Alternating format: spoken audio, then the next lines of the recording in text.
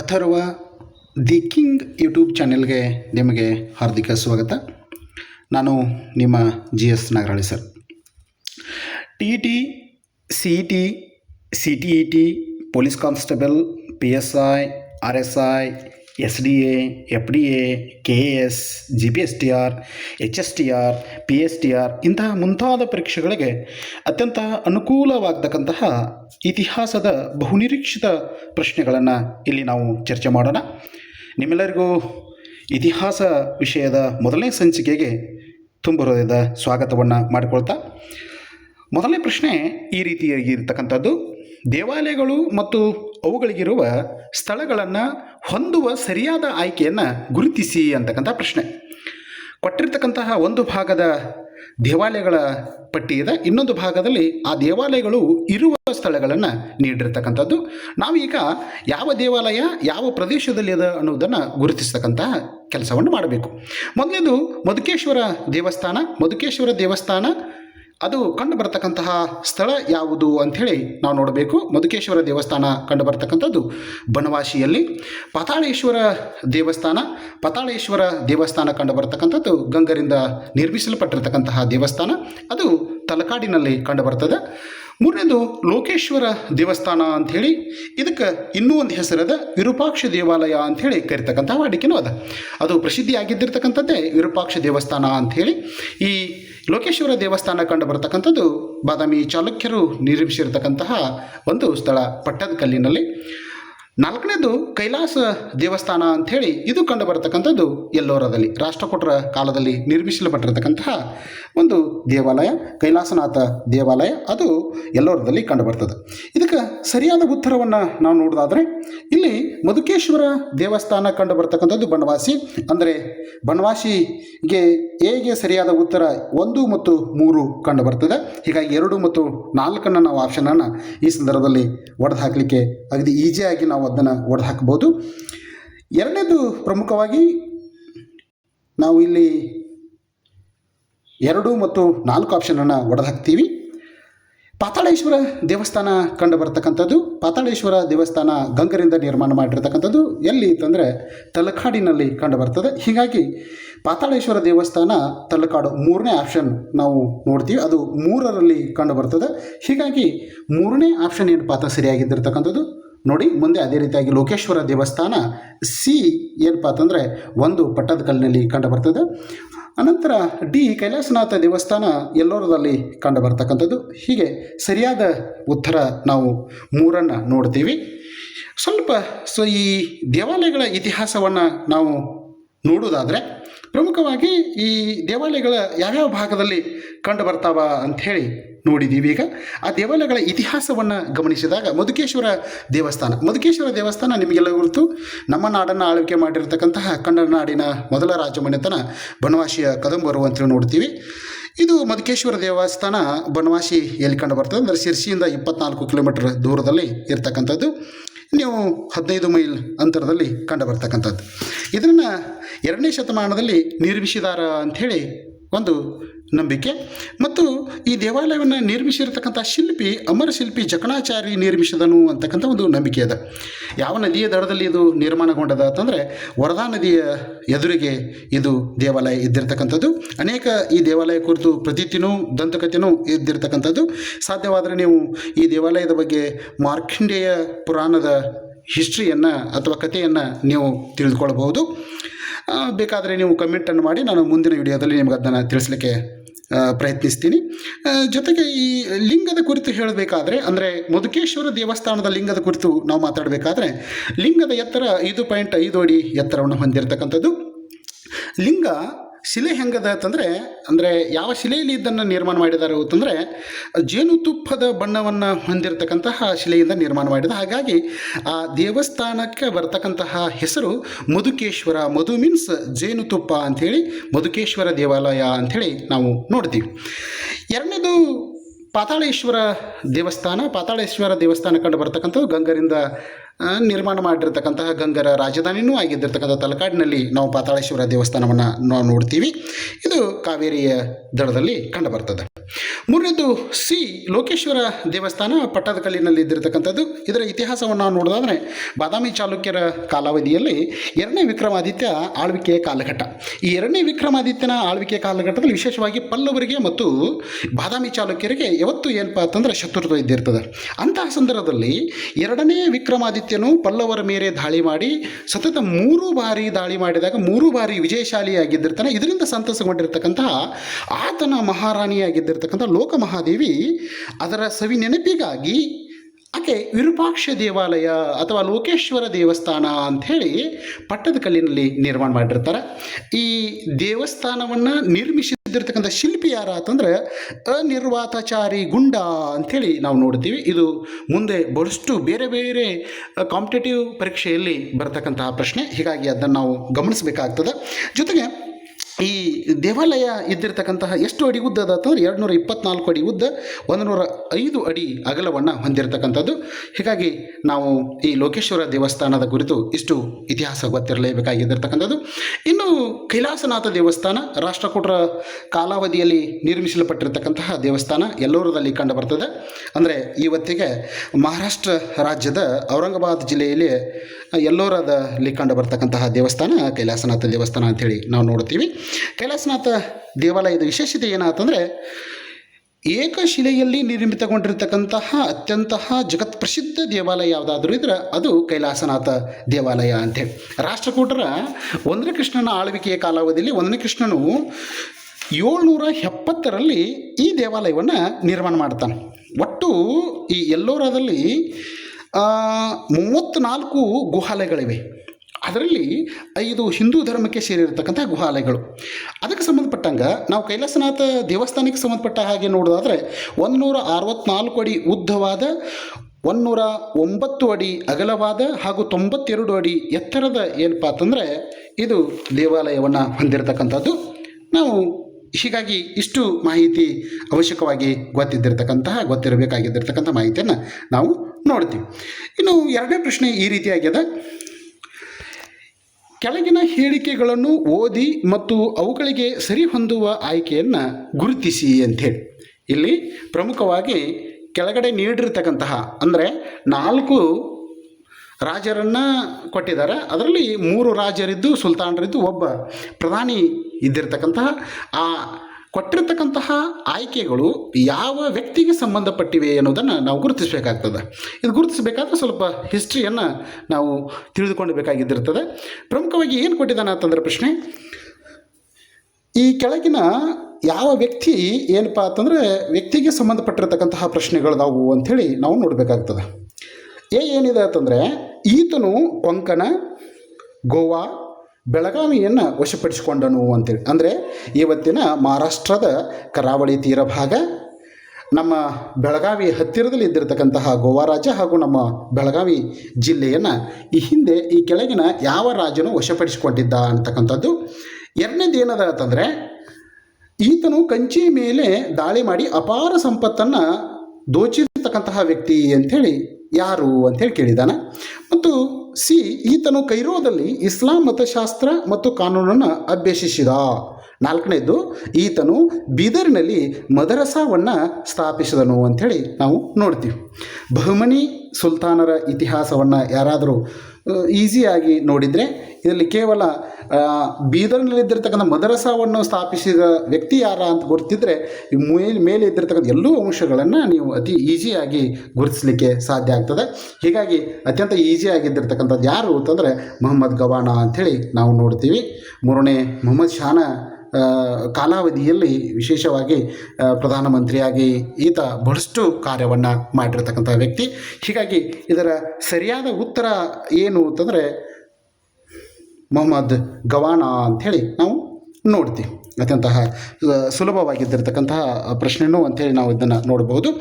ಮುಂದಿನ ಪ್ರಶ್ನೆ ಏನದ ಅಂತಂದರೆ ಕೊಟ್ಟಿರುವ ಅರಸರ ಸರಿಯಾದ ಕಾಲಾನುಕ್ರಮಣಿಕೆಯನ್ನು ಅಂದರೆ ಕಾಲಾನುಕ್ರಮದಲ್ಲಿ ಜೋಡಿಸಿ ಅಂಥೇಳಿ ಮೈಸೂರಿನ ರಾಜರನ್ನು ಕೊಟ್ಟಿರತಕ್ಕಂಥದ್ದು. ಎ ಜಯಚಾಮರಾಜ ಒಡೆಯರು, ಬಿ ಚಿಕ್ಕದೇವರಾಜ ಒಡೆಯರು, ಸಿ 10ನೇ ಚಾಮರಾಜ ಒಡೆಯರು, ಡಿ ಮುಮ್ಮಡಿ ಕೃಷ್ಣರಾಜ ಒಡೆಯರು ಅಂಥೇಳಿ ನಾವು ನೋಡ್ತೀವಿ. ಇದರಲ್ಲಿ ಕೊಟ್ಟಿರ್ತಕ್ಕಂಥ 4 ರಾಜರಲ್ಲಿ ಆಳ್ವಿಕೆ ಮಾಡಿದ ಮೊದಲ ರಾಜ ಯಾರು ಅಂಥೇಳಿ ನಾವು ನೋಡಬೇಕಾಗ್ತದೆ. ನಾವು ಸರ್ವಸಾಮಾನ್ಯವಾಗಿ ಸ್ವಲ್ಪ ಇತಿಹಾಸವನ್ನು ಕೆದಕಿದಾಗ ಚಿಕ್ಕದೇವರಾಜ ಒಡೆಯರು ಮೊದಲಿಗೆ ಬರ್ತಾರೆ. ಅಂದರೆ 1673ರಿಂದ ಅವರು ಆಳ್ವಿಕೆ ಪ್ರಾರಂಭವಾಗ್ತದೆ. 1600 ವ್ಯಕ್ತಿ ನೋಡ್ರಿ, 1673ರಿಂದ 1704ರವರೆಗೆ ಆಳ್ವಿಕೆ ಮಾಡಿರ್ತಕ್ಕಂತಹ ರಾಜ ಯಾರ ಅಂತಂದರೆ ಚಿಕ್ಕ ದೇವರಾಜ ಒಡೆಯರು ಅಂಥೇಳಿ ನಾವು ನೋಡ್ತೀವಿ. ಅದೇ ರೀತಿಯಾಗಿ ಎರಡನೇ ಪ್ರಶ್ನೆ, ಮುಮ್ಮಡಿ ಕೃಷ್ಣರಾಜ ಒಡೆಯರು ಇವರ 2ನೇ ಸಾಲಿನಲ್ಲಿ ಬರ್ತಾರೆ. ಮುಮ್ಮಡಿ 3ನೇ ಮುಮ್ಮಡಿ ಕೃಷ್ಣರಾಜ ಒಡೆಯರು ಅಂಥೇಳಿ ಹೆಸರಿನಿಂದ ಕರೀತಕ್ಕಂಥದ್ದು. ಅವರ ಕಾಲಾವಧಿ 1799ರಿಂದ 1868 ಅಥವಾ 1799ರಿಂದ 1868 ಅಂಥೇಳಿ ನಾವು ನೋಡ್ತೀವಿ. ಈಗ ಸ್ವಲ್ಪ ನೋಡಿದಾಗ ಬಿ ಮೊದಲನೇ ಆಪ್ಷನ್ ಯಾವುದರಲ್ಲಿದೆ ಅಂಥೇಳಿ ನಾವು ಗಮನಿಸಿದಾಗ ಬಿ 2, 1 ಮತ್ತು 3ರಲ್ಲಿ ಇದ್ದಿರ್ತಕ್ಕಂಥದ್ದು. ಇಲ್ಲಿ 2 ಮತ್ತು 4 ಆಪ್ಷನನ್ನು ನಾವು ಈಸಿಯಾಗಿ ಅದನ್ನು ಡಿಲೀಟ್ ಮಾಡಬಹುದು. ಮೂರನೇದು ಏನದ ಅಂತಂದರೆ 10ನೇ ಚಾಮರಾಜ ಒಡೆಯರು 1831ರಿಂದ ಅವರು ಆಳ್ವಿಕೆಯನ್ನು ಪ್ರಾರಂಭಿಸ್ತಾರೆ. 1894ರವರೆಗೆ 10ನೇ ಚಾಮರಾಜ ಒಡೆಯರು ಆಳ್ವಿಕೆಯನ್ನು ಮಾಡ್ತಾರೆ. ಅಂದರೆ ಇಲ್ಲಿ ಸಿ ಏನಪ್ಪ ಅಂತಂದರೆ 3ನೇ ಸ್ಥಾನದಲ್ಲಿ ಇದ್ದಿರ್ತಕ್ಕಂಥ ಪ್ರಶ್ನೆ. ಅನಂತರ ಎ ಕೊನೆ ಜಯಚಾಮರಾಜೇಂದ್ರ ಒಡೆಯರು ಕೊನೆಗೆ ಆಳ್ವಿಕೆ ಮಾಡಿರ್ತಕ್ಕಂತಹ ವ್ಯಕ್ತಿಗಳು. ಅಂದರೆ ಅವರ ಕಾಲಾವಧಿ 1940ರಿಂದ ಹಿಡ್ಕೊಂಡು 1947ರವರೆಗೆ ಇದ್ದಿರ್ತಕ್ಕಂಥದ್ದು. ಹೀಗಾಗಿ ಇದರ ಸರಿಯಾದ ಉತ್ತರ ಎ ಅಂಥೇಳಿ ನಾವು ಇಲ್ಲಿ ನೋಡ್ತೀವಿ. ನೆಕ್ಸ್ಟು 4ನೇ ಪ್ರಶ್ನೆ, ಮೋತಿಲಾಲ್ ನೆಹರು ಮತ್ತು ಸಿ ಆರ್ ದಾಸ್ರವರು ಆರಂಭಿಸಿರ್ತಕ್ಕಂತಹ ರಾಜಕೀಯ ಪಕ್ಷ ಯಾವುದು ಅಂಥೇಳಿ. ಮೋತಿಲಾಲ್ ನೆಹರು ಮತ್ತು ಸಿ ಆರ್ ದಾಸ್ ಅವರು ಕಟ್ಟಿರುವ ರಾಜಕೀಯ ಪಕ್ಷ ಯಾವುದು ಅಂತಂದರೆ ಅದು 2ನೇ ಆಪ್ಷನದಲ್ಲಿದ್ದಿರತಕ್ಕಂತಹ ಸ್ವರಾಜ್ಯ ಪಕ್ಷ ಅಂಥೇಳಿ ನಾವು ನೋಡ್ತೀವಿ. ಸ್ವಲ್ಪ ಇವುಗಳ ಇತಿಹಾಸವನ್ನು ನೋಡೋದಾದರೆ ಇವು ಯಾರ್ಯಾರು ಯಾವ್ಯಾವ ಪಕ್ಷವನ್ನು ನಿರ್ಮಿಸಿದರು ಅಂಥೇಳಿ ನೋಡಿದಾಗ ನೋಡಿರಿ, ಒಂದನೇದು ಕಂಡು ಬರ್ತಕ್ಕಂಥದ್ದು ಸೋಷಿಯಲಿಸ್ಟ್ ಪಕ್ಷ. ಇದನ್ನು ನಾವು ಕಾಂಗ್ರೆಸ್ ಸೋಷಿಯಲಿಸ್ಟ್ ಪಕ್ಷನೂ ಅಂಥೇಳಿ ಕರೀತಾರೆ. 1934ರಲ್ಲಿ ಇದು ಪಕ್ಷವನ್ನು ಕಟ್ಟಲಾಗ್ತದೆ. ಇದನ್ನು ಯಾರು ನಿರ್ಮಿಸಿದರು ಅಂತಂದರೆ ಸೋಷಿಯಲಿಸ್ಟ್ ಪಕ್ಷವನ್ನು ಅಂತಂದರೆ ಆಚಾರ್ಯ ನಾರಾಯಣ ದೇವ, JP ನಾರಾಯಣ್ ಅವರು ಸೇರಿಕೊಂಡು ಈ ಪಕ್ಷವನ್ನು ಕಟ್ಟಿರ್ತಾನೆ. ಅನಂತರ ಜನತಾ ಪಕ್ಷ ಅಂತೇಳಿ ಜನತಾ ಪಕ್ಷವನ್ನು 1977ರಲ್ಲಿ ನಿರ್ಮಿಸಲಾಗಿರುತ್ತದೆ. ಜಯಪ್ರಕಾಶ್ ನಾರಾಯಣ್ ಅವರು ಈ ಪಕ್ಷವನ್ನು ನಿರ್ಮಿಸ್ತಾರೆ. 4ನೇದು ಪ್ರಮುಖವಾಗಿ ಸ್ವತಂತ್ರ ಕಾರ್ಮಿಕ ಪಕ್ಷ ಅಂಥೇಳಿ. ಮುಂದೊಂದು ದಿನ ಇವುಗಳಲ್ಲಿ ಮೋತಿಲಾಲ್ ನೆಹರು ಮತ್ತು ಸಿ ಆರ್ ದಾಸ್ ಅವರ ಬದಲಾಗಿ ಈ ಕೆಳಗಿನ ಯಾವ ಪಕ್ಷವನ್ನು ಡಾಕ್ಟರ್ BR ಅಂಬೇಡ್ಕರ್ ಅವರು ಕಟ್ಟಿದರು ಅಂಥೇಳಿ ಕೇಳಿದರೆ ಅದು ಸ್ವತಂತ್ರ ಕಾರ್ಮಿಕ ಪಕ್ಷ ಅಂಥೇಳಿ ನಾವು ನೋಡ್ತೀವಿ. 4ನೇದು ಅಂದರೆ ಎಲ್ಲ 4 ಪಕ್ಷಗಳನ್ನು ಯಾರು ನಿರ್ಮಿಸಿದರು ಅನ್ನೋದನ್ನು ನಮಗೆ ಗೊತ್ತಿರಬೇಕಾಗ್ತದೆ. ಇನ್ನು 5ನೇ ಪ್ರಶ್ನೆ ಹೀಗಿದೆ, ಕೊಟ್ಟಿರುವ ಹೇಳಿಕೆಗಳನ್ನು ಓದಿ ಮತ್ತು ಸರಿಯಾದ ಆಯ್ಕೆ ಗುರುತಿಸಿರಿ ಅಂತಕ್ಕಂಥ ಒಂದು ಪ್ರಶ್ನೆ. ಅಂದರೆ ಪ್ರತಿಪಾದನೆ ಮತ್ತು ಕಾರಣಕ್ಕೆ ಸಂಬಂಧಪಟ್ಟಿರ್ತಕ್ಕಂತಹ ಪ್ರಶ್ನೆಯನ್ನು ಕೇಳಿದ್ದಾರೆ. ಭಾರತ ಬಿಟ್ಟು ತೊಲಗಿ ಚಳವಳಿಗೆ ಕಾಂಗ್ರೆಸ್ ಕರೆ ನೀಡಿತು. ಅದಕ್ಕೆ ಪ್ರತಿಪಾದನೆಗೆ ಕಾರಣ ಏನದ ಅಂತಂದರೆ ಸ್ಟಾಫರ್ಡ್ ಕ್ರಿಪ್ಸ್ ಆಯೋಗವು ಭಾರತಕ್ಕೆ ಡೊಮಿನಿಯನ್ ಸ್ಥಾನಮಾನ ನೀಡುವ ಸಲಹೆಯನ್ನು ನೀಡಿತು ಅಂತೇಳಿ. ಕೆಳಗಡೆ ಆಪ್ಷನ್ಸ್ ಏನಿದೆ ಅಂತಂದರೆ 1ನೇದು ಎ ಮತ್ತು ಆರ್ಗಳೆರಡೂ ಸರಿ, ಎಗೆ ಆರ್ ಸರಿಯಾದ ವಿವರಣೆ. 2ನೇದು ಎ ಮತ್ತು ಆರ್ಗಳೆರಡೂ ಸರಿ, ಆದರೆ ಎಗೆ ಆರ್ ಸರಿಯಾದ ವಿವರಣೆ ಅಲ್ಲ ಅಂತಕ್ಕಂಥದ್ದು. 3ನೇದು ಎ ಸರಿ ಮತ್ತು ಆರ್ ತಪ್ಪು. 4ನೇದು ಎ ತಪ್ಪು ಆರ್ ಸರಿ ಅಂತದ. ಆದರೆ ಸರಿಯಾದ ಉತ್ತರ ನಾವು ಎ ಅಂತ ಹೇಳಿ ನೋಡ್ತೀವಿ. ಯಾಕೆ ಅಂತಂದರೆ ಭಾರತ ಬಿಟ್ಟು ತೊಲಗಿ ಚಳುವಳಿಗೆ ಕಾಂಗ್ರೆಸ್ ಕರೆ ನೀಡಿರ್ತಕ್ಕಂಥದ್ದು ಅದು ಸರಿಯಾಗಿದ್ದಿರತಕ್ಕಂತಹ ಉತ್ತರ. ಮತ್ತು ಆ ಸಂದರ್ಭದಲ್ಲಿ ಸ್ಟಾಫರ್ಡ್ ಕ್ರಿಪ್ಸ್ ಆಯೋಗ ಭಾರತಕ್ಕೆ ಡೊಮಿನಿಯನ್ ಸ್ಥಾನಮಾನ ನೀಡುವ ಸಲಹೆ ನೀಡಿದ್ದು ಸರಿಯಾಗಿರುವುದರಿಂದ ಅದು ಉತ್ತರ ಎ ಸರಿಯಾದ ಉತ್ತರ ಅಂಥೇಳಿ ನಾವು ನೋಡ್ತೀವಿ. ಇನ್ನು ಸಹಾಯಕ ಸೈನ್ಯ ಪದ್ಧತಿಯನ್ನು ಒಪ್ಪಿಕೊಂಡವರು ಪ್ರಮುಖವಾಗಿ ಕೊಟ್ಟಿರ್ತಕ್ಕಂತಹ ಆಪ್ಷನ್ಸ್ ಹೇಗಿದೆ ಅಂತಂದರೆ 1ನೇ ಮಾಧವರಾವ, 2ನೇ ಮಾಧವರಾವ, 2ನೇ ಬಾಜಿರಾವ, ಬಾಜಿರಾವ್ ಅಂಥೇಳಿ 4 ಮರಾಠ ಪೇಶ್ವೆಗಳನ್ನು ನೀಡಿದ್ದಾರೆ. ಇಲ್ಲಿ ಎರಡನೇ ಆಂಗ್ಲೋ ಮರಾಠ ಯುದ್ಧಕ್ಕೆ ಇದೇ ಒಂದು ಕಾರಣ ಆಗಿದ್ದಿರ್ತದೆ. ಅಂದರೆ ಎರಡನೇ ಬಾಜಿರಾವ್ ಪೇಶ್ವೆ ಎರಡನೇ ಬಾಜಿರಾವ್ ಸಹಾಯಕ ಸೈನ್ಯ ಪದ್ಧತಿಗೆ ಒಪ್ಪಿಕೊಂಡ ಪರಿಣಾಮವಾಗಿ ಎಲ್ಲ ಮರಾಠ ಒಕ್ಕೂಟಗಳು ಒಂದುಗೂಡಿ ಎರಡನೇ ಆಂಗ್ಲೋ ಮರಾಠ ಯುದ್ಧವನ್ನು ಮಾಡಲಿಕ್ಕೆ ಮುಂದಾಗ್ತವೆ. 1796ರಿಂದ 1802ರವರೆಗೆ ಆಳ್ವಿಕೆ ಮಾಡಿರ್ತಕ್ಕಂತಹ ಪೇಶ್ವೆ ಎರಡನೇ ಬಾಜಿರಾಯನು 1802 ಏನು ಮಾಡ್ತಾನಂದ್ರೆ ಬೆಸ್ಸಿನ ಒಪ್ಪಂದಕ್ಕೆ ಸಹಿ ಹಾಕೋದ್ರ ಮುಖಾಂತರ ಸಹಾಯಕ ಸೈನ್ಯ ಪದ್ಧತಿನ ಒಪ್ಕೊಂಡು ಬಿಡ್ತಾನೆ. ಹೀಗಾಗಿ ಇದನ್ನು ವಿರೋಧಿಸಿ ಅನೇಕ ಏನಪ್ಪ ಅಂತಂದರೆ ಮರಾಠ ಮನೆತನಗಳು ಒಂದುಗೂಡಿ ಇದನ್ನು ವಿರೋಧಿಸಿದ ಪರಿಣಾಮವಾಗಿ ಎರಡನೇ ಬಾಜಿರಾವನು ಬ್ರಿಟಿಷರ ಸಹಾಯವನ್ನು ಯಾಚಿಸ್ತಾನೆ. ಹೀಗಾಗಿ ಬ್ರಿಟಿಷರು ಇದೊಂದು ತಮ್ಮ ಅನುಕೂಲಕ್ಕಾಗಿ ಬಳಸಿಕೊಂಡು ಎರಡನೇ ಆಂಗ್ಲೋ ಮರಾಠ ಯುದ್ಧಕ್ಕೆ ಕಾರಣ ಆಯಿತು ಅಂಥೇಳಿ ನಾವು ನೋಡ್ತೀವಿ. ಅದೇ ತೆರನಾಗಿ ಇಲ್ಲಿ ಸಹಾಯಕ ಸೈನ್ಯ ಪದ್ಧತಿಗೆ ಕುರಿತು ಸ್ವಲ್ಪ ಇತಿಹಾಸ ನಿಮಗೆ ಗುರುತಿರಬೇಕಾಗಿತ್ತು ಅಂತಂದರೆ ಇದು ಜಾರಿಗೆ ಬಂದಿರತಕ್ಕಂತಹ ಕಾಲಘಟ್ಟವನ್ನು ನಾವು 1798ರಲ್ಲಿ ಲಾರ್ಡ್ ವೆಲ್ಲೆಸ್ಲಿ ಅಂತಕ್ಕಂತಹ ವ್ಯಕ್ತಿ ಜಾರಿಗೆ ತರ್ತಾನೆ. ಉದ್ದೇಶ ಏನಾಗಿದ್ದಿರ್ತದಂದರೆ ಈ ಬಲಿಷ್ಠ ಇಲ್ಲದೇ ಇದ್ದಿರತಕ್ಕಂತಹ ರಾಜ್ಯವನ್ನು ಅವುಗಳ ಮೇಲೆ ದಾಳಿ ಮಾಡಿ ಅವುಗಳಿಂದ ಸಹಾಯಕ ಸೈನ್ಯ ಪದ್ಧತಿಗೆ ಸಹಿ ಹಾಕಿಕೊಂಡು ಅಂದರೆ ಬ್ರಿಟಿಷ್ ಸೈನ್ಯವನ್ನು ಆ ರಾಜ್ಯದಲ್ಲಿ ಇರಿಸಿ ಈ ಕಡೆ ಆ ರಾಜ್ಯವನ್ನು ತನ್ನ ಹತೋಟಿಯಲ್ಲಿಟ್ಟುಕೊಳ್ಳುವುದು ಒಂದು ಉದ್ದೇಶವಾದರೆ, ಇನ್ನೊಂದು ತನ್ನ ಸೈನ್ಯದ ಖರ್ಚು ವೆಚ್ಚವನ್ನು ಆ ರಾಜ್ಯ ಭರಿಸಲಿಕ್ಕೆ ಆತ ಮಾಡಿರತಕ್ಕಂತಹ ಒಂದು ಉದ್ದೇಶವಾಗಿದ್ದಿರ್ತದೆ. ಅನೇಕ ಉದ್ದೇಶವನ್ನು ಇಟ್ಟುಕೊಂಡು ಆತ ಸಹಾಯಕ ಸೈನ್ಯ ಪದ್ಧತಿಯನ್ನು ಜಾರಿಗೆ ತಂದಿದ್ದ ಅಂಥೇಳಿ ನಾವು ನೋಡ್ತೀವಿ. 7ನೇ ಪ್ರಶ್ನೆ, ಕೊಟ್ಟಿರೋ ಹೇಳಿಕೆಗಳನ್ನು ಓದಿ ಮತ್ತು ಅವುಗಳಿಗೆ ಸಂಬಂಧಿಸಿದ ಸರಿಯಾದ ಆಯ್ಕೆಯನ್ನು ಗುರುತಿಸಿ ಅಂಥೇಳಿ ಬಹಳಷ್ಟು ಪ್ರಮುಖವಾಗಿದ್ದಿರತಕ್ಕಂತಹ ಪ್ರಶ್ನೆ. ಮುಂದಿನ ಅನೇಕ ಪ್ರಶ್ನೆಗಳಿಗೆ ಬರುವ ಚಾನ್ಸಸ್ ಇದ್ದಿರ್ತದೆ. ಕೊಟ್ಟಿರ್ತಕ್ಕಂಥ ಆಯ್ಕೆಗಳು: ಈಕೆಯು ತನ್ನ ಸ್ತ್ರೀ ಪುರುಷ ತುಲನಾ ಎಂಬ ಪುಸ್ತಕದಲ್ಲಿ ಮಹಿಳಾ ಶೋಷಣೆಯನ್ನು ವಿರೋಧಿಸಿದಳು. ಅಂದರೆ ಈಕೆ ಮೀನ್ಸ್ ಕೆಳಗಡೆ ಕೊಟ್ಟಿರ್ತಕ್ಕಂಥ 4 ಆಪ್ಷನ್ಗಳಲ್ಲಿ ಇದು ಯಾರಿಗೆ ಅನ್ವಯವಾಗ್ತದೆ ಅನ್ನೋದನ್ನು ನಾವು ಇಲ್ಲಿ ತಿಳ್ಕೊಳ್ಬೇಕಾಗ್ತದೆ. 2ನೇದು, ಈಕೆಯು ಸತ್ಯಶೋಧಕ ಸಮಾಜದ ಸದಸ್ಯೆಯಾಗಿದ್ದಳು ಅಂಥೇಳಿ ಕೇಳಿದ್ದಾರೆ. ಇಲ್ಲಿ ಸಾವಿತ್ರಿಬಾಯಿ ಫುಲೆಯವರು ಸತ್ಯಶೋಧಕ ಸಮಾಜದ ಸದಸ್ಯ ಆಗೋದ್ರ ಜೊತೆಗೆ ಮಹಾತ್ಮ ಜ್ಯೋತಿಬಾ ಫುಲೆ ಅವರ ಮರಣವನ್ನು ಅಪ್ಪಿದ ನಂತರದಲ್ಲಿ ಅವರೇ ಏನಪ್ಪ ಅಂತ ಸತ್ಯಶೋಧಕ ಸಮಾಜವನ್ನು ಮುನ್ನಡೆಸಿರ್ತಕ್ಕಂತಹ ವ್ಯಕ್ತಿಗಳು ಅಂತೇಳಿ ನಾವು ನೋಡ್ತೀವಿ. ಪಂಡಿತ್ ರಮಾಬಾಯಿಯವರು ಅತ್ಯಂತ ಪ್ರಮುಖವಾಗಿದ್ದಿರ್ತಕ್ಕಂತಹ ಸಮಾಜಶಾಸ್ತ್ರಜ್ಞರು ಮತ್ತು ಮಹಿಳೆಯರ ಕುರಿತು ಅನೇಕ ಏನಪ್ಪ ಅಂತಂದರೆ ಗ್ರಂಥಗಳನ್ನು, ಅನೇಕ ಏನಪ್ಪ ಅಂತಂದರೆ ಕೃತಿಗಳನ್ನು ಬರೆದುಕೊಂಡು ಅವರು ಅನೇಕ ಏನಪ್ಪ ಅಂತಂದರೆ ಪ್ರಶಸ್ತಿಗಳನ್ನು, ಬಿರುದುಗಳನ್ನು ಪಡೆದುಕೊಂಡಿರ್ತಕ್ಕಂಥ ವ್ಯಕ್ತಿಗಳು. ಅವರ ಬಗ್ಗೆ ಹೇಳಬೇಕಾಗಿತ್ತು ಅಂತಂದರೆ ಪ್ರಮುಖವಾಗಿ ಕಲ್ಕತ್ತಾ ವಿಶ್ವವಿದ್ಯಾಲಯದಿಂದ ಪಂಡಿತ ಮತ್ತು ಸರಸ್ವತಿ ಅಂತಕ್ಕಂಥ ಬಿರುದನ್ನು ಪಡೆದಿರ್ತಕ್ಕಂತಹ ಒಬ್ಬ ಮಹಿನಿ ಅಂತಂದರೆ ಪಂಡಿತ್ ರಮಾಬಾಯಿಯವರು. ಇನ್ನು ತಾರಾಬಾಯಿ ಶಿಂದೆನೇ ಈ ಸ್ತ್ರೀ ಪುರುಷ ತುಲನಾ ಅಂತಕ್ಕಂಥ ಪುಸ್ತಕವನ್ನು ಬರೆದಿರತಕ್ಕಂತಹ ಸ್ತ್ರೀವಾದಿ ವ್ಯಕ್ತಿ ಅಂಥೇಳಿ ನಾವು ನೋಡ್ತೀವಿ. ಇದಕ್ಕೊಂದು ಹಿನ್ನೆಲೆ ಅದ. ಯಾಕೆ ಸ್ತ್ರೀ ಪುರುಷ ತುಲನಾ ಅಂತಕ್ಕಂತಹ ಪುಸ್ತಕವನ್ನು ತಾರಾಬಾಯಿ ಶಿಂದೆ ಅವರು ಬರೆದರು ಅಂತಕ್ಕಂಥದ್ದು ಸ್ವಲ್ಪ ಅವರ ಇತಿಹಾಸವನ್ನು ನಾವು ನೋಡೋದಾದರೆ, ಯಾಕೆ ನಾನು ಈ ವಿಷಯವನ್ನು ಕೇವಲ ಉತ್ತರವನ್ನು ಮಾತ್ರ ಹೇಳದೆ ಸ್ವಲ್ಪ ಹೆಚ್ಚಿನ ಅಂಶಗಳನ್ನು ತಿಳಿಸ್ತಾ ಇದ್ದೀನಿ ಅಂತಂದರೆ, ಇವು ಈಗಾಗಲೇ ಸರ್ಕಾರ ಈ ಪ್ರಶ್ನೆ ಪತ್ರಿಕೆಯನ್ನು ಈ ಹಿಂದೆ ನಮಗೆ ಒಂದು ಪರೀಕ್ಷೆಗೆ ಅದನ್ನು ಬಳಸಿಕೊಂಡಿರುವುದರಿಂದ ಮುಂದಿನ ಪ್ರಮುಖವಾಗಿ ಪ್ರಶ್ನೆಗಳಿಗೆ ಸಂಬಂಧಪಟ್ಟ ಹಾಗೆ ಕೊಟ್ಟಿರ್ತಕ್ಕಂಥ ಏನು ಆಪ್ಷನ್ಸ್ಗಳಿದಾವೆ ಅದರ ಮೇಲೇ ಪ್ರಶ್ನೆಗಳು ಬರುವ ಚಾನ್ಸಸ್ ಇರುವುದರಿಂದ ನಾವು ಸ್ವಲ್ಪ ಅದರ ಹೆಚ್ಚು ಮಾಹಿತಿಗಳನ್ನು ಸಂಗ್ರಹಣೆ ಮಾಡೋದು ಅವಶ್ಯಕತೆ ಇರುವುದರಿಂದ ನಾನು ಸ್ವಲ್ಪ ಇಂತಿಷ್ಟು ಮಾಹಿತಿಯನ್ನು ಹೇಳಲಿಕ್ಕೆ ಇಷ್ಟಪಡ್ತೀನಿ.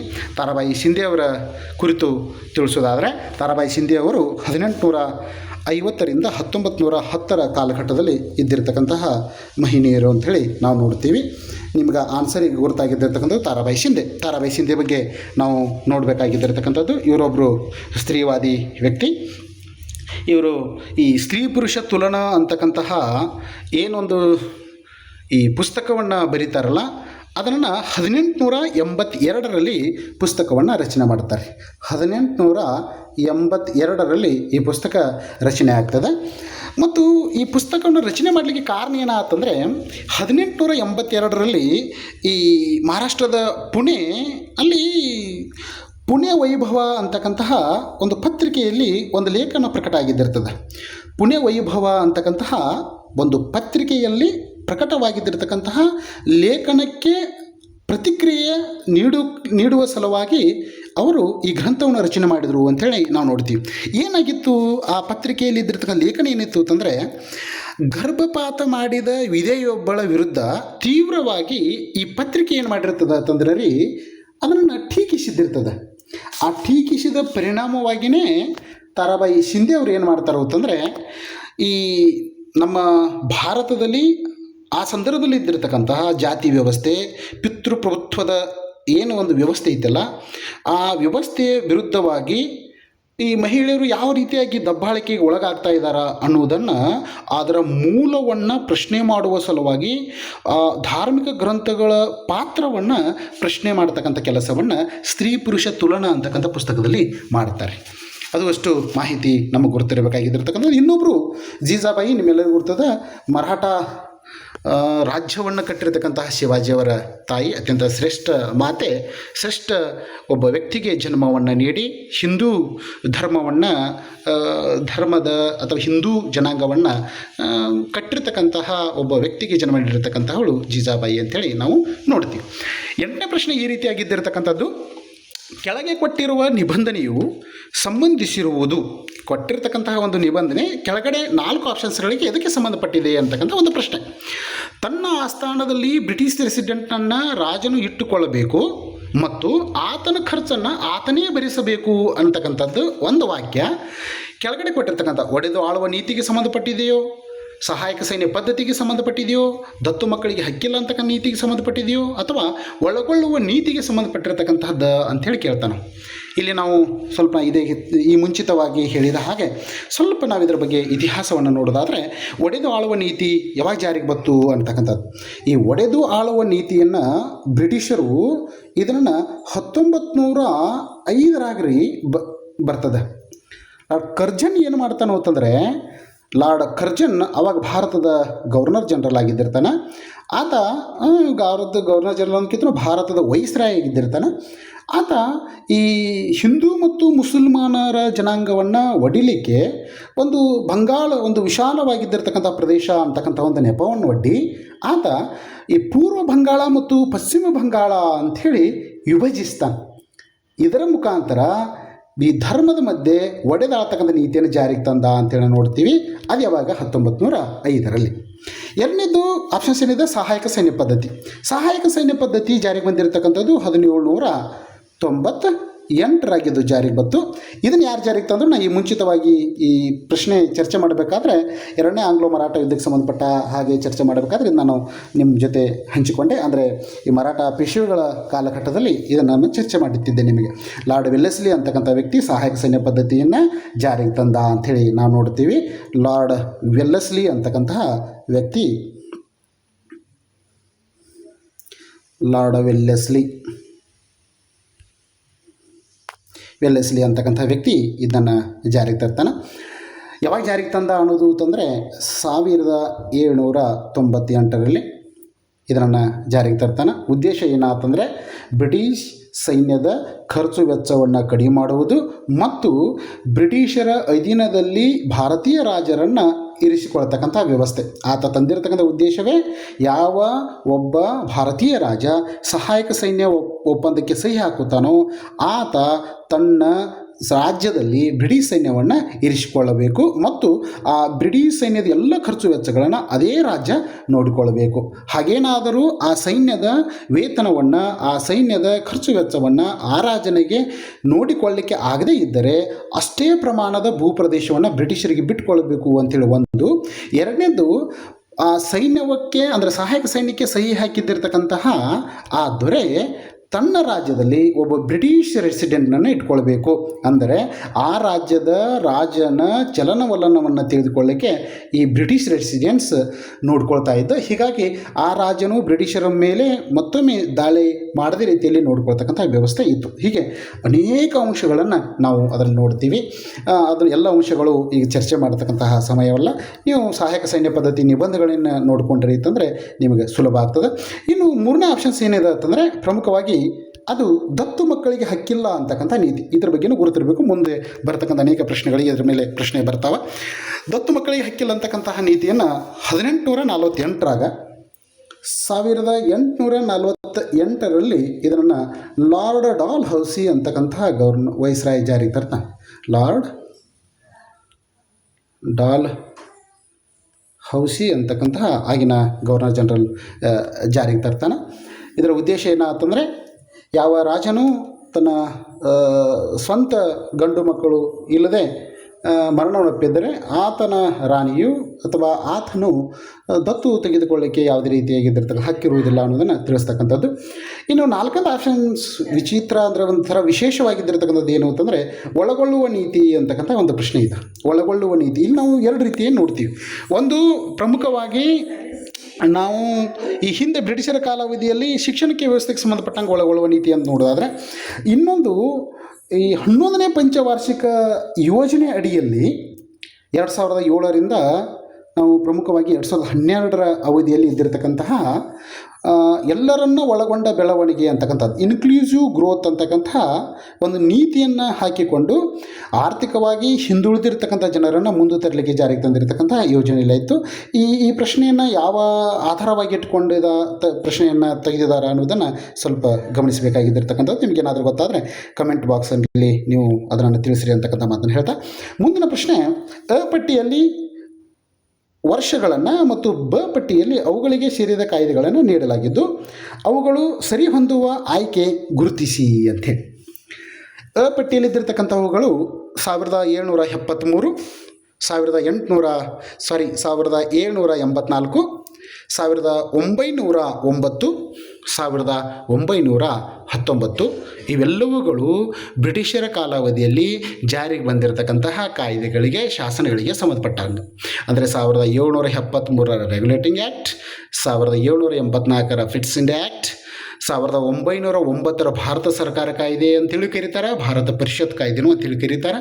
1919 ಅದು ಕೂಡ ಭಾರತ ಪರಿಷತ್ ಕಾಯ್ದೆ ಅಥವಾ ಭಾರತ ಸರ್ಕಾರ ಕಾಯ್ದೆ ಅಂಥೇಳಿ ಕರಿತಕ್ಕಂಥದ್ದು. ಈ ಕೊಟ್ಟಿರ್ತಕ್ಕಂತಹ ಮುಂದೆ ಬ ಪಟ್ಟಿಯಲ್ಲಿ ಕೊಟ್ಟಿರ್ತಕ್ಕಂಥವುಗಳಿಗೆ ಯಾವುಗಳು ಹೊಂದಾಣಿಕೆ ಆಗ್ತಾವು ಅಂತೇಳಿ. ಎಲ್ಲಿದ್ದಿರ್ತಕ್ಕಂಥದ್ದು 1773, ಇದು 1773 ರೆಗ್ಯುಲೇಟಿಂಗ್ ಆ್ಯಕ್ಟ್. ರೆಗ್ಯುಲೇಟಿಂಗ್ ಆ್ಯಕ್ಟಿಗೆ ಸಂಬಂಧಪಟ್ಟಂಗೆ ಯಾವುದು ಸರಿ ಅದ? ಈಚೆ ಕಡೆ ಭಾರತಕ್ಕೆ ಒಬ್ಬ ಹೈ ಕಮಿಷನರನ್ನು ನೇಮಕ ಮಾಡಲಾಯಿತು ಅಂತಕ್ಕಂಥದ್ದು, ಫೆಡರಲ್ ಕೋರ್ಟ್ ಸ್ಥಾಪನೆಗೆ ಅವಕಾಶ ನೀಡಲಾಯಿತು, ನಿಯಂತ್ರಣ ಮಂಡಳಿ ಅಸ್ತಿತ್ವಕ್ಕೆ ಬಂದಿತ್ತು, ಪ್ರತ್ಯೇಕ ಚುನಾವಣಾ ಮತಗಟ್ಟೆ ರಚಿಸಲಾಯಿತು, ಬಂಗಾಳದ ಗವರ್ನರನು 3 ಪ್ರೆಸಿಡೆನ್ಸಿಗಳಿಗೆ ಗವರ್ನರ್ ಜನರಲ್ ಆದನು ಅಂತಕ್ಕಂತಹ ಆಪ್ಷನ್ಸ್ಗಳನ್ನು ನೀಡಿದ್ದಾರೆ. ಇದರಲ್ಲಿ ಸರಿಯಾದ ಉತ್ತರ 5ನೇ ಆಪ್ಷನ್ ಇದ್ದಿರತಕ್ಕಂತಹ ಬಂಗಾಳದ ಗವರ್ನರನು 3 ಪ್ರೆಸಿಡೆನ್ಸಿಗಳಿಗೆ ಗವರ್ನರ್ ಜನರಲ್ ಆದನು ಅಂಥೇಳಿ. ಅಂದರೆ ರೆಗ್ಯುಲೇಟಿಂಗ್ ಆ್ಯಕ್ಟ್ ಏನು ಹೇಳ್ತದೆ ಅಂತಂದರೆ, ಈ ಮುಂಚಿತವಾಗಿ ಭಾರತದಲ್ಲಿ ಪ್ರಮುಖವಾಗಿ 3 ಈ ಕೋಟೆಗಳು ಇದ್ದು ಬ್ರಿಟಿಷರ ಆಡಳಿತ ಕೇಂದ್ರಗಳು ಅಂಥೇಳಿ ನಾವು ನೋಡ್ತೀವಿ. ಒಂದನ್ನು ಕಲ್ಕತ್ತಾ, ಇನ್ನೊಂದನ್ನು ನಾವು ಮುಂಬೈ ಅಥವಾ ಬಾಂಬೆ ಅಂತೇಳಿ ಕರಿತೀವಿ, ಮತ್ತೊಂದನ್ನು ಮದ್ರಾಸ್ ಅಂತೇಳಿ ಇವತ್ತಿನ ಚೆನ್ನೈನ ಭೂಭಾಗ. ಆವಾಗ ಏನಾಗಿತ್ತು ಅಂತಂದರೆ, ಈ 3 ಪ್ರದೇಶದಲ್ಲಿದ್ದಿರ್ತಕ್ಕಂತಹ ಗವರ್ನರರು ಪ್ರತ್ಯೇಕವಾಗಿದ್ದಿರ್ತಕ್ಕಂತಹ ಸ್ವತಂತ್ರ ಆಡಳಿತವನ್ನು ಹೊಂದಿದ್ದರು.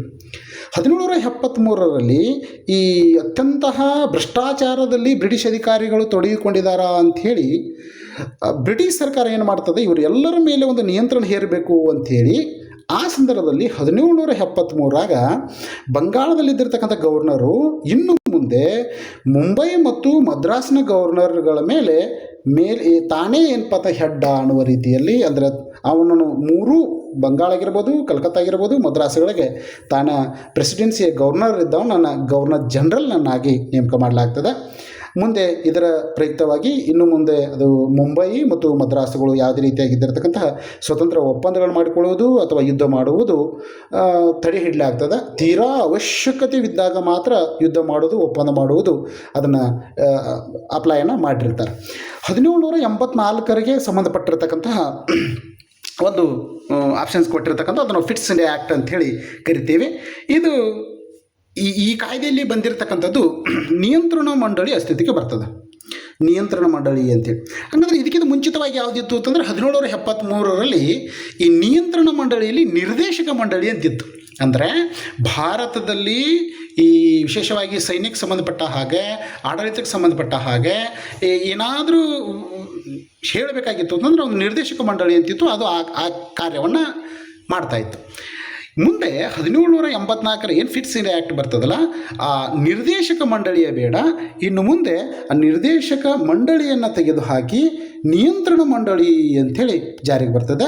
ಹೀಗಾಗಿ ಇದಕ್ಕೆ 1784ಕ್ಕೆ ಇದು ನಿಯಂತ್ರಣ ಮಂಡಳಿ ಸರಿಯಾದ ಉತ್ತರ. ಈಗ ನಾವು ಕೆಳಗಡೆ ಆಪ್ಷನ್ಸನ್ನು ಸ್ವಲ್ಪ ನೋಡೋದಾದರೆ, 1773 ಬಂಗಾಳದ ಗವರ್ನರ್ 3 ಪ್ರೆಸಿಡೆನ್ಸಿಗಳಿಗೆ ಗವರ್ನರ್ ಜನರಲ್ ಆದನು. ಎ ಆಪ್ಷನ್ಸ್ 5ನೇದು ಎಲ್ಲಿ ಕರೆಕ್ಟ್ ಇದೆ ಅಂತಂದರೆ 4ನೇದು ಕರೆಕ್ಟ್ ಇದೆ. ಒಂದೇ ಒಂದು ಆಪ್ಷನ್ಸ್ ಗುರುತಿದ್ರೆ ನೀವೆಲ್ಲವನ್ನು ಕರೆಕ್ಟನ್ನು ಮಾಡ್ಬೋದು. ಎರಡನೇದು 1784 ನಿಯಂತ್ರಣ ಮಂಡಳಿ ಅಸ್ತಿತ್ವಕ್ಕೆ ಬಂತು, ಅದು ಬೀಕ್ 3 ಸರಿಯಾಗಿದೆ.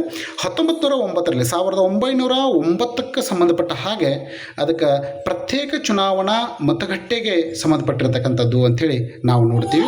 ಅದು ಸರಿಯಾಗಿದ್ದಿರ್ತಕ್ಕಂತಹ ಉತ್ತರ. ಇಲ್ಲಿ ಏನಾಗಿದ್ದಿರ್ತದೆ ಅಂತಂದರೆ, ಬ್ರಿಟಿಷರು ಭಾರತದಲ್ಲಿದ್ದಿರ್ತಕ್ಕಂತಹ ಈ ಜಾತಿ ವ್ಯವಸ್ಥೆ, ಧರ್ಮದ ವ್ಯವಸ್ಥೆಯ ಆಧಾರದ ಮೇಲೆ, ವಿಶೇಷವಾಗಿ ಧರ್ಮದ ಆಧಾರದ ಮೇಲೆ ಮುಸ್ಲಿಮರನ್ನು ಮತ್ತು ಹಿಂದೂಗಳನ್ನು ಒಡೆದು ಆಳಬೇಕು, ಮುಸ್ಲಿಮರನ್ನು ಮತ್ತು ಹಿಂದೂಗಳನ್ನು ಭಿನ್ನ ರೀತಿಯಲ್ಲಿ ತೋರಿಸಬೇಕು ಅನ್ನೋ ಉದ್ದೇಶದಿಂದ ಮುಸ್ಲಿಮರಿಗೆ ಪ್ರತ್ಯೇಕ ಚುನಾವಣಾ ಮತಗಟ್ಟೆಯನ್ನು ಅವಕಾಶ ನೀಡಿರ್ತಕ್ಕಂತಹ ಕಾಯ್ದೆಯನ್ನೇ ನಾವು ಇಲ್ಲಿ ನೋಡ್ತೀವಿ.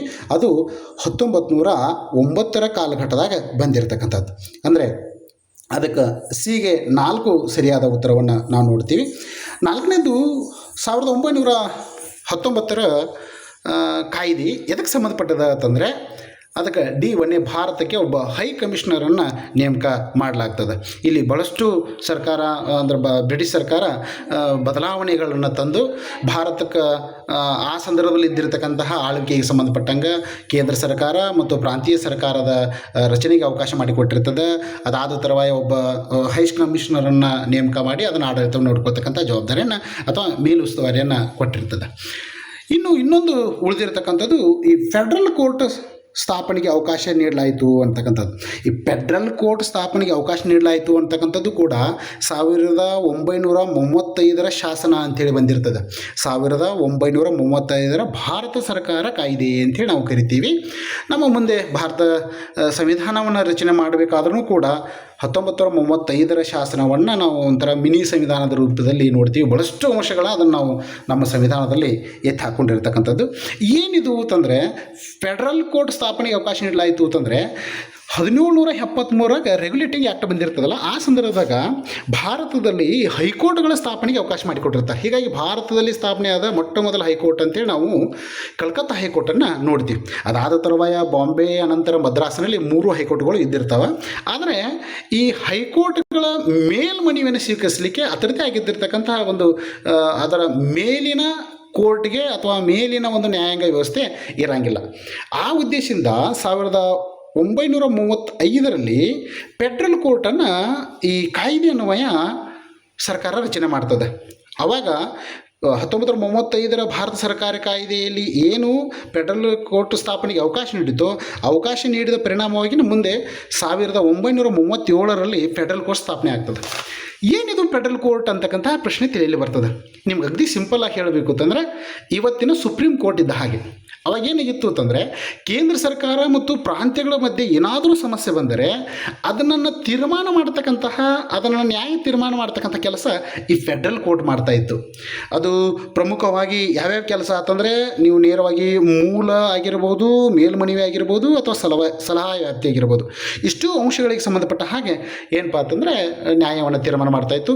ಇನ್ನು ಫೆಡ್ರಲ್ ಕೋರ್ಟ್ನಲ್ಲಿಯೂ ನಿಮಗೆ ನ್ಯಾಯ ಸಿಗಲಿಲ್ಲ ಅಂತಂದರೆ, ನೀವು ಮೇಲ್ಮನವಿಯಾಗಿ ಹಿಂದೆ ಬ್ರಿಟಿಷರ ಆಳ್ವಿಕೆ ಕಾಲಾವಧಿಯಲ್ಲಿ ನಾವು ಲಂಡನ್ನಲ್ಲಿದ್ದಿರ್ತಕ್ಕಂತಹ ಪ್ರಿವಿ ಕೌನ್ಸಿಲ್ನ ನ್ಯಾಯಾಂಗ ಸಮಿತಿಗೆ ಮೇಲ್ಮನವಿಯನ್ನು ಸಲ್ಲಿಸಲಿಕ್ಕೂ ಕೂಡ ಅವಕಾಶ ಇತ್ತು ಅಂತೇಳಿ ನಾವು ನೋಡ್ತೀವಿ.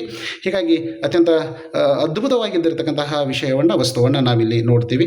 ಸಾಧ್ಯವಾದರೆ ಇವುಗಳನ್ನು ನೋಟ್ಸ್ ಮಾಡೋದು ಭಾಳಷ್ಟು ಇಂಪಾರ್ಟೆಂಟ್. ಸಾಧ್ಯ ಆದರೆ ಬರ್ಕೊಂಡ್ರೆ ಇನ್ನೂ ಉತ್ತಮ ಅಂತಕ್ಕಂಥದ್ದನ್ನು ಹೇಳ್ತಾ, ಮುಂದಿನ ಪ್ರಶ್ನೆ ಅದು 10ನೇದು, ಕೊಟ್ಟಿರ್ತಕ್ಕಂಥ ಹೇಳಿಕೆಗಳನ್ನು ಓದಿ ಮತ್ತು ಅವುಗಳಿಗೆ ಸಂಬಂಧಿಸಿದ ಸರಿಯಾದ ಆಯ್ಕೆ ಗುರುತಿಸಿ ಅಂಥೇಳಿ ಕೊಟ್ಟಿದ್ದಾನೆ.